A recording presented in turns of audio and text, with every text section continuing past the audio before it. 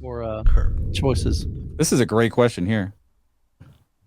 Can AV receivers be good with 2-channel music? I don't see why not. Yeah.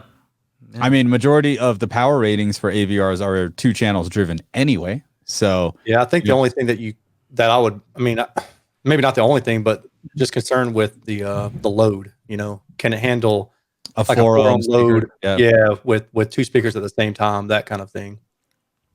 But otherwise, I think most of them don't have a problem with 4 ohm. Yeah, yeah. But I mean, I've had speakers that dip down to like 2.8 ohms. Yeah.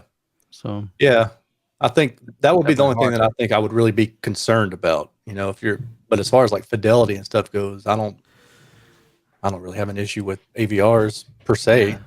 Yeah. I think 2-channel guys would be upset with me if they heard me saying that there's a lot more features on a AV receiver that I think are useful, right? So a lot of 2-channel stuff doesn't even have a sub out.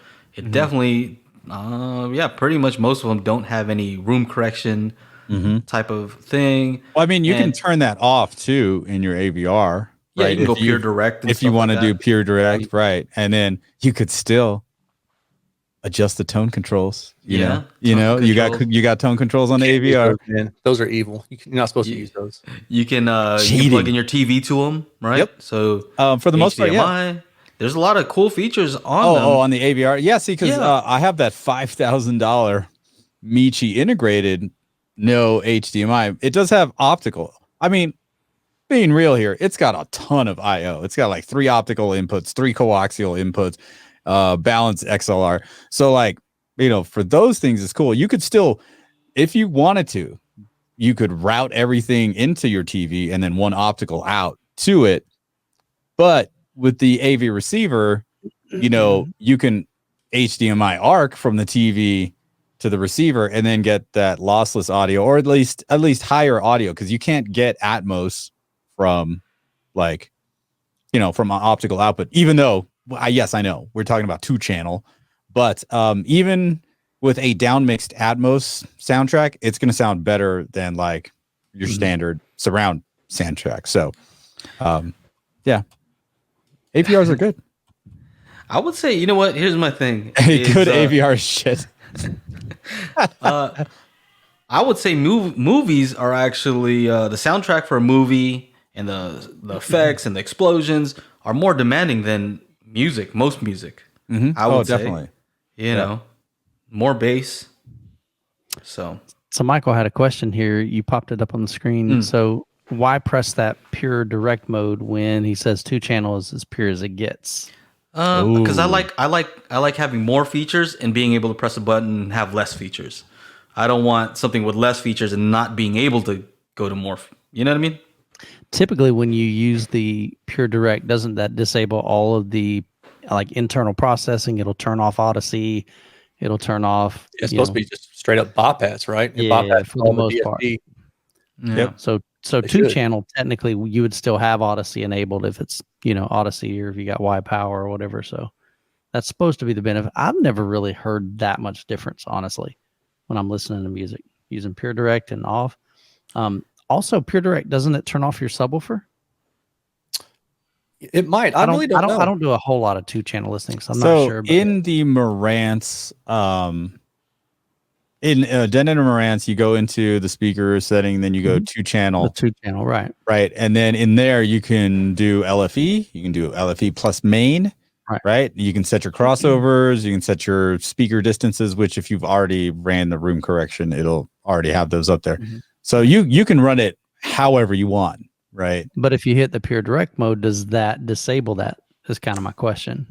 That I don't know, but I'm just saying it doesn't really matter. Pure direct. I mean, if you wanted, you'd have to go, if it doesn't, and you still wanted to run the sub, you'd have to go to that 2-channel menu, turn on the sub, set the crossovers, and then go into Odyssey and then turn Odyssey off. That would be the same as what is it called? Pure direct plus a subwoofer. If pure direct didn't do it. I see what you're saying. Yeah, see, Ryan Lewis says direct and pure direct shut off the sub. So gotcha. Yeah, I think it also depends on whether I think it depends on whether you have that one option. I forgot what it's called, but it used to be called like bass Double enhancement bass. or double bass. It used to be called like I forgot what it is, but called where double bass. Was it super bass? no, no. No, it's probably the double bass and then the main plus LFE. Yeah, that's what it So- is. That's what it's called on Denon Marantz, I think. Yeah. But I think if you have that on, I think it's your subs stay on when you have it in Pure Direct. I think. Gotcha. So Ryan says stereo keeps the sub on. So, Yeah. if you don't, so if you want it on, go the stereo route. But anyway, So you know what? I see where people are with 2-channel and how they just want to keep a 2-channel only because it's dedicated and there's less stuff in there. And so what you're paying for is just amplification, a good DAC, hopefully, right? Hopefully you're just paying for high quality components versus something that kind of does everything at the same price. Of course, you're going to sacrifice maybe a little bit of quality here and there, right? I think that's the thinking.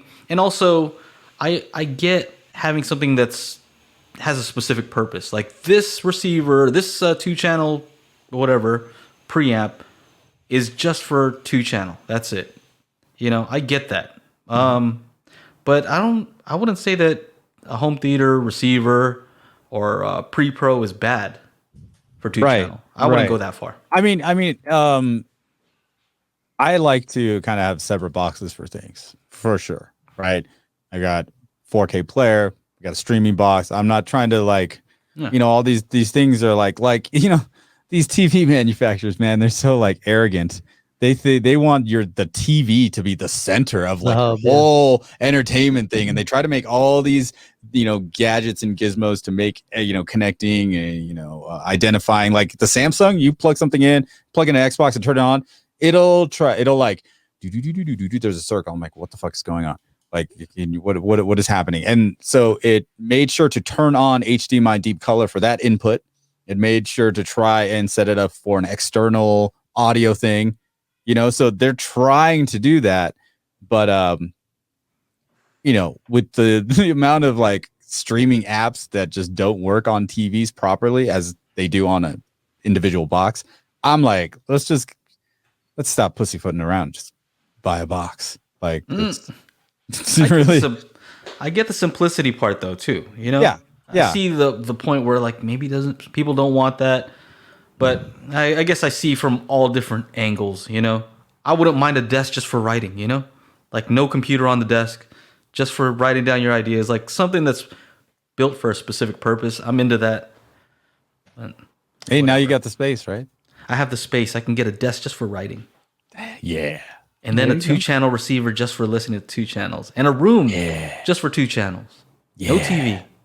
Yeah. That's it. Yeah.